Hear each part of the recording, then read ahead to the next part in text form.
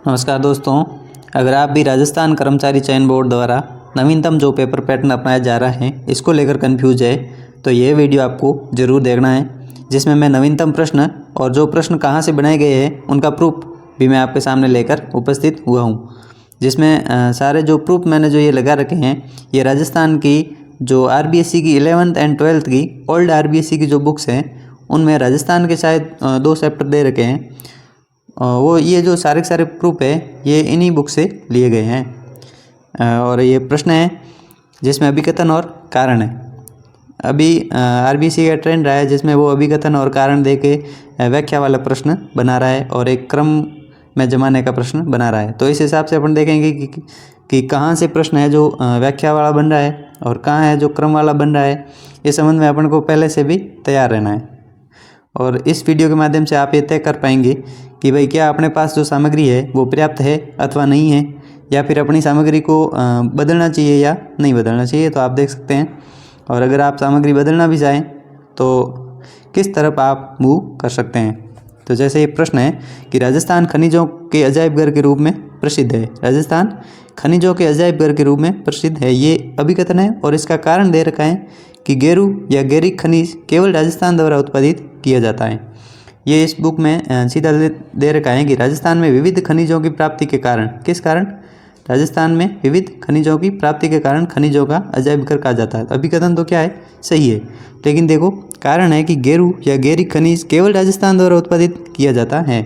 तो ये तो था खनिजों का अजायब घर जो कथन है इसका ये कारण तो हो ही नहीं सकता, लेकिन ये जो कारण है ये गलत भी है। क्यों गलत है? क्योंकि राजस्थान में जो जिन खनिजों में राजस्थान का एकाधिकार है वो इस बुक में दे रखे हैं। जैसे आप देख सकते हैं वोल्स्टोनाइट, जास्पर, जस्ता, सीसा, फ्लोराइट, जिप्सम, संगमरमर, एस्बेस्टास, घिया पत्थर, रॉक फॉस्फेट आदि खनिजों के उत्पादन में राज्य का एकाधिकार है। तो इस संबंध में अपन देख सकते हैं कि भाई अभिकथन तो क्या है, सही है, लेकिन कारण क्या है, गलत है। तो ये ए सही है लेकिन आर सही नहीं है, वो वाला ऑप्शन अपना सही होगा। तो ये ऑप्शन नंबर बी है जिसमें दे रखा है कि ए तो क्या है, सही है, लेकिन आर सही नहीं है। तो ये प्रश्न जो है इस बुक से सीधा सीधा बनाए गए हैं, जिसमें अपन ने देखा कि भाई आरबीएससी की जो ओल्ड बुक्स हैं उनमें से सीधी सीधी लाइन उठाकर अभी अधीनस्थ बोर्ड है जो अपना पेपर बनवा रहा है। अगला प्रश्न भी हम देख सकते हैं कि राजस्थान का दक्षिण पूर्वी पठारी क्षेत्र जो है वो हाड़ौती पठार के रूप में भी जाना जाता है। सही है, ये बारां, बूंदी, कोटा जिला में विस्तृत है। चंबल इस क्षेत्र की प्रमुख नदी है। चूलिया जलप्रपात भी यहाँ स्थित है और ये छप्पन के मैदान के नाम से भी जाना जाता है। इनमें से अपन को बताना है कि कौन कौन से सही है। तो ये छप्पन के मैदान से तो नाम से नहीं जाना जाता है, तो जो ही अपन ई गलत करेंगे तो अपना आंसर निकल जाएगा। ए बी सी डी चारों ही सही है, लेकिन प्रश्न भले ही सरल हो लेकिन अपने को इसका जो है वो ऑथेंटिक कंटेंट देखना चाहिए कि प्रश्न कहाँ से बन रहा है। तो अपन देख सकते हैं कि दक्षिण पूर्वी जो पठार है ये राजस्थान का दक्षिण पूर्वी पठार हाड़ौती के नाम से भी विख्यात है। तो ये लाइन सीधी सीधी है, आप देख सकते हैं कि राजस्थान का दक्षिण पूर्वी पठार क्षेत्र हाड़ौती पठार के रूप में भी जाना जाता है। और ये बारां, बूंदी, कोटा जिलों में विस्तृत है। तो इसमें कोटा, बूंदी, बारां, झालावाड़, चित्तौड़गढ़ जिले का पूर्वी भाग शामिल है। और चंबल इस क्षेत्र की मुख्य नदी है। तो इस क्षेत्र में आप देख सकते हैं कि चंबल, पार्वती और काली सिंध इस क्षेत्र की प्रमुख नदियां हैं। और चंबल नदी पर चूलिया जलप्रपात भी है। तो ये वाला कथन भी अपना सही हो जाएगा। और अन्य अगर हम देखेंगे तो इसमें है कि इस पठार भाग की जो समुद्र तल से ऊंचाई वो 500 मीटर है लगभग, और इसमें काली व लाल मिट्टी पाई जाती है। तो इस हिसाब से ये प्रश्न भी इसी बुक से जो आरबीएससी की है 11th 12th की ओल्ड आरबीएससी की, यहाँ से सीधा सीधा दिया गया है। अगला प्रश्न है कि राजस्थान खादी और ग्रामोद्योग बोर्ड एक गैर लाभकारी वैधानिक निकाय है। कैसा निकाय है? गैर लाभकारी है। और कैसा है? वैधानिक है, जो निम्नलिखित के अंतर्गत स्थापित किया गया है। नीचे दिए गए विकल्पों में सबसे उपयुक्त चुनें।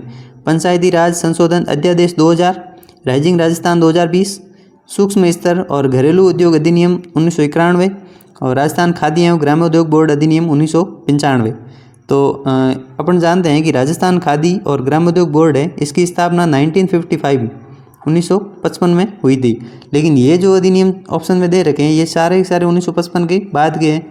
तो इससे अपन अंदाज़ा लगा सकते हैं कि भाई पहले कोई अधिनियम बनेगा उसके बाद ही उसके अनुसार कोई संस्था है जो स्थापित होगी। तो इस हिसाब से ये प्रश्न तो डिलीट जाएगा। लेकिन इसका आप ऑथेंटिक जो सोर्स है वो भी देख सकते हैं। तो जो ही आप राजस्थान खादी ग्रामोद्योग बोर्ड की जो ऑफिशियल वेबसाइट है उस पर आप विजिट करेंगे तो आप पाएंगे कि राजस्थान में खादी और ग्रामोद्योग के माध्यम से ग्रामीण क्षेत्रों की आर्थिक व्यवस्था को सुदृढ़ करने की दृष्टि से, किसके लिए, ग्रामीण क्षेत्रों की आर्थिक व्यवस्था को सुदृढ़ करने की दृष्टि से राजस्थान खादी एवं ग्रामोद्योग बोर्ड का गठन, राजस्थान खादी एवं ग्रामोद्योग बोर्ड का गठन राज्य विधानसभा द्वारा पारित राजस्थान खादी एवं ग्रामोद्योग बोर्ड अधिनियम 1955 के अंतर्गत अप्रैल 1955 में स्थापित किया गया। और इसमें जो एक अध्यक्ष और इसके अलावा 12 सदस्य होते हैं, जिन 12 सदस्य में से 8 सदस्य हैं जो गैर सरकारी सदस्य होते हैं और इन 8 सदस्यों का कार्यकाल 2 वर्ष होता है। और वर्तमान में अध्यक्ष पद रिक्त हैं, ये तो शायद कोई पुरानी रिपोर्ट है इसकी। वर्तमान में अध्यक्ष कौन है ये आप कमेंट करके ज़रूर बताएं। और राज्य सरकार के आदेश के क्रमांक ये नहीं देखना आपको। इस हिसाब से अपना प्रश्न का आंसर था कि ये जो अधिनियम है ये 1955 का है, लेकिन इस ऑप्शन में हमें कहीं भी 1955 नहीं दिख रहा है, तो इस हिसाब से ये प्रश्न होगा डिलीट, ये प्रश्न डिलीट जाएगा। अगला प्रश्न है, ये जो है एक सिंपल सा प्रश्न है लेकिन ऑथेंटिक सोर्स देखना ज़रूरी है। तो पाकिस्तान, मध्य प्रदेश, पंजाब, गुजरात, राजस्थान की किस किस दिशा में ये अपन को सेट करना है। तो पाकिस्तान अपन जो है उत्तर पश्चिम में देख सकते हैं, तो ए से 4 दोनों में, तो तीनों में सॉरी, तो ये ऑप्शन अपना कट गया। और पंजाब है जो उत्तर में, पंजाब उत्तर में है सी से 3, तो ये अपना बी आंसर हो जाएगा। लेकिन अपन इस प्रश्न का जो ऑथेंटिक कंटेंट देखें तो ये आरबीसी की बुक है। उत्तर में पंजाब, उत्तर पूर्व में हरियाणा, पूर्व में उत्तर प्रदेश, दक्षिण पूर्व में मध्य प्रदेश और दक्षिण पश्चिम में गुजरात स्थित है। इस हिसाब से ये आरबीसी की बुक से सीधा प्रश्न जो है वो बनाया गया है। और अगला प्रश्न है, ये भी इसी पैराग्राफ से बनाया गया है। तो देखेंगे कि राजस्थान भारत के उत्तर पश्चिम में स्थित है, इसका आकार है ये पतंग के तरह है। बहुत सिंपल प्रश्न है, लेकिन ऑथेंटिक सोर्स ये है कि भाई इसमें लिखा है ये पतंग के आकार में पूर्व से पश्चिम में 869 किलोमीटर और उत्तर दक्षिण में 826 किलोमीटर चौड़ा है। और इन दोनों में अगर अंतर देखें तो 43 है। ये प्रश्न भी कई बार आरपीएससी और अधिनांश बोर्ड दोनों ने 1000 बार पूछ लिया है। तो एक ही पैराग्राफ से जो है वो 2 प्रश्न बना लिए गए। अगला प्रश्न है, ये जो झील है सुमिलित करने का बहुत सिंपल प्रश्न है, जिसमें अपन देख सकते हैं कि राजसमंद झील कांकरोली राजसमंद में, तो ए से 3 दोनों में, बी से 2 है। ज्यों ही ए से 3 करोगे आप बी से 2, ये ऑप्शन अपने आप बता रहे हैं। तो बी से 2 पिछोला झील उदयपुर में, ठीक है। और फिर आना सागर झील ये अजमेर में, सी से 1, ऑप्शन नंबर ए अपना आंसर हो जाएगा। ये आरबीसी की बुक में कुछ एक झीलें जो लगभग इसमें 7 मीठे पानी की झील दे रखी हैं, जिसमें जयसमंद झील जो उदयपुर में है और राजसमंद झील जो राजसमंद जिले में स्थित है और पिछोला उदयपुर में है। इसमें एक बात अपन ध्यान रख सकते हैं, जैसे जयसमंद झील है उसका निर्माण राजसमंद झील के बाद शुरू हुआ, तो अपन देख सकते हैं कि राजसमंद झील पहले निर्मित हुई, जयसमंद बाद में।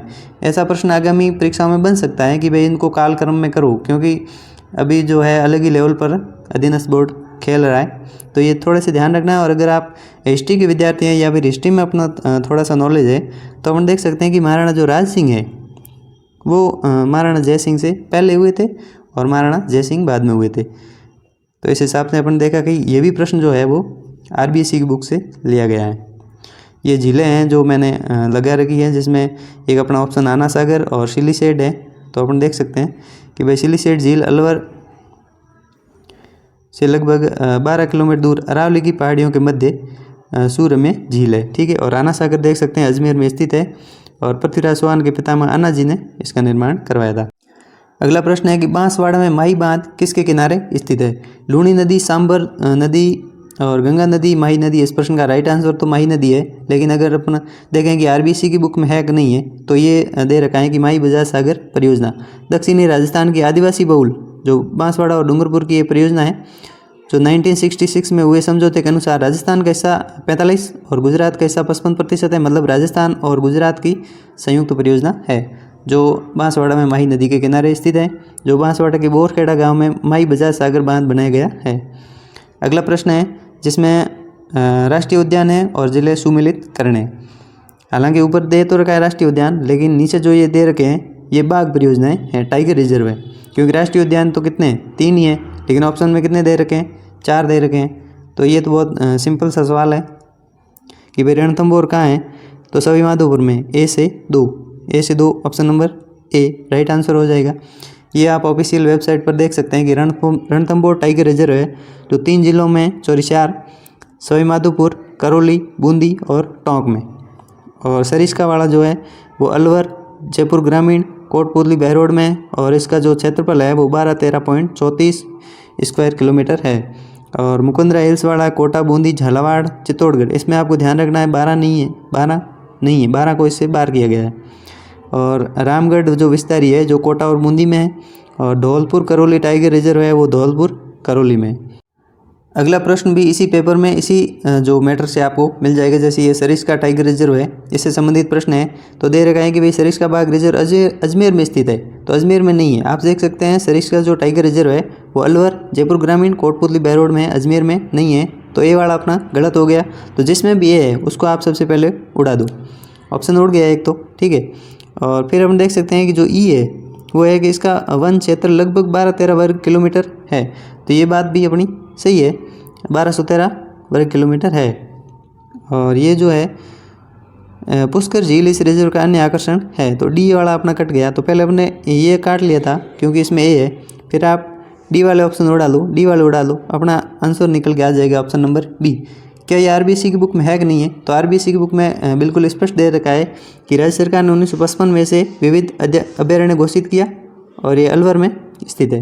इस हिसाब से अपन देख सकते हैं कि आरबीएससी की जो बुक्स हैं उनकी सीधी सीधी लाइनें उठाकर प्रश्न में दी जा रही हैं। अगला प्रश्न है जो राजस्थान में शरद ऋतु से संबंधित है, जिसमें कथन और कारण दिए गए हैं। कथन है कि राजस्थान में शरद जो ऋतु है वो मध्य सितंबर से लेकर मध्य दिसंबर तक व्याप्त रहती है। ये अपना कथन है वो सही है। और वर्षा के पश्चात स्पष्ट या खुले आसमान के कारण इस ऋतु के तापमान 38 डिग्री तक बढ़ जाता है, ये भी सही है। और ये इसकी व्याख्या भी है। क्यों है व्याख्या? क्योंकि ये जो है 38 डिग्री तापमान ये शरद ऋतु की परिभाषा में शामिल है, शरद ऋतु की परिभाषा में ये शामिल है, इसलिए ये व्याख्या भी है।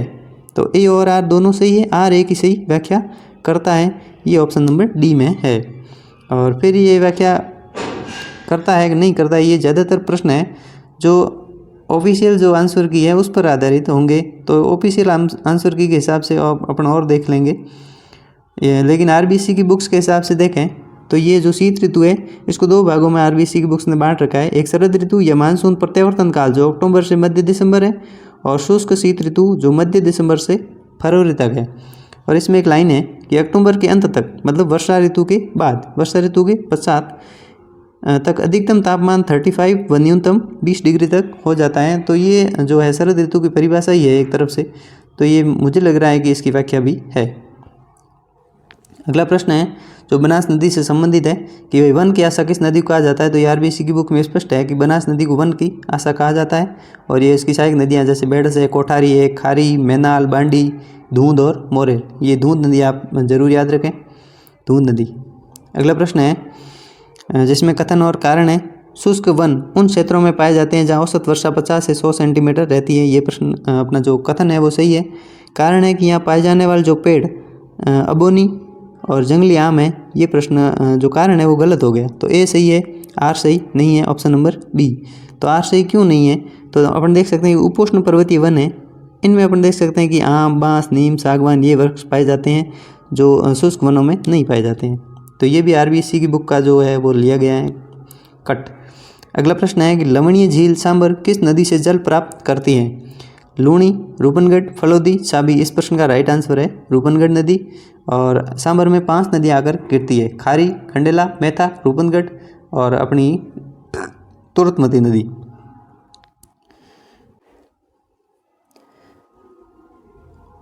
अगर आपको इस क्लास की पीपीटी की जो पीडीएफ और जो ये वाला जो कंटेंट है ये अगर आपको सही है तो डिस्क्रिप्शन में जो भरत एकेडमी नाम से टेलीग्राम का लिंक जो आपको दे रखा है उससे आप टेलीग्राम को ज्वाइन कर सकते हैं और ये पीडीएफ प्राप्त कर सकते हैं। धन्यवाद, मिलते हैं अगले सेशन में।